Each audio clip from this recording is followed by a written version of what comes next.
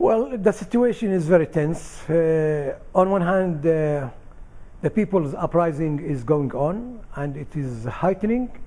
Mass protests and licensed meeting and unlicensed meetings, and this there is popular mobilization and political alertness, and there is so much, and this is accompanied by, of course, abuses by the state.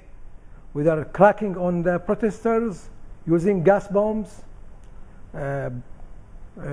plastic bullets, arrests, harassments, dismissal, but the people are united, and the opposition has proposed to the government to engage into negotiation, which could lead out of this mess, out of this situation, but the rulers are still adamant not to yield to such proposal, and as a signal is this unstable situation has deterred many activities from coming to Bahrain, including Formula 1, which is expected not to take place on 21st of April.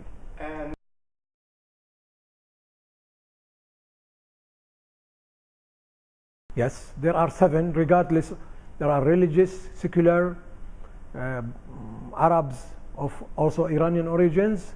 They have platform, position paper they made, in which they have specified the agenda for the negotiation, and they are asking the government to engage into such negotiation.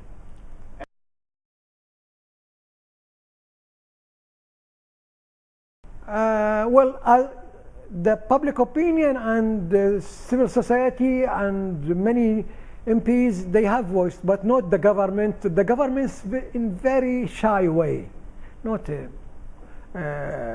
because we are the victims of two things: the oil and geopolitics. The oil, Bahrain is part of the GCC, Gulf Cooperation Council, headed by Saudi Arabia, which provides the West with major share of oil at concessional prices, and Bahrain is part of that, and it's part of GCC, of course, which is entirety. It is political security entirety and economic entirety. The second is that Bahrain is hosting one of the major US bases, naval base, command for the 5th Fleet, the regional command of CENTCOM force, and the advanced command of advanced post for reconnaissance.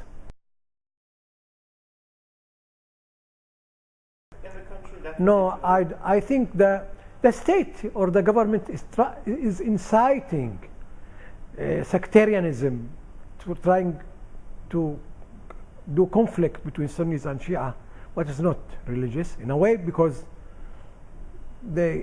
I would say that there is a tribal rule by one family which monopolize the country, exploit the country, monopolize everything, the power and the wealth, and this is against the interest of the people.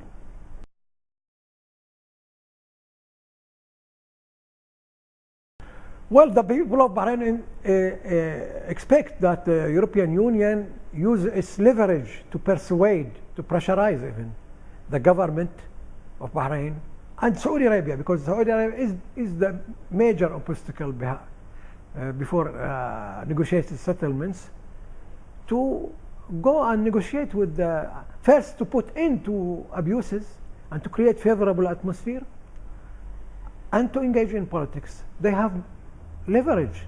They have the FTA, free trade agreements negotiation.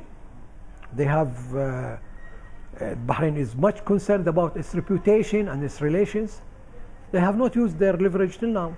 The European Parliament gave statements, some statements by Ashton, but not strong enough, not persuasion.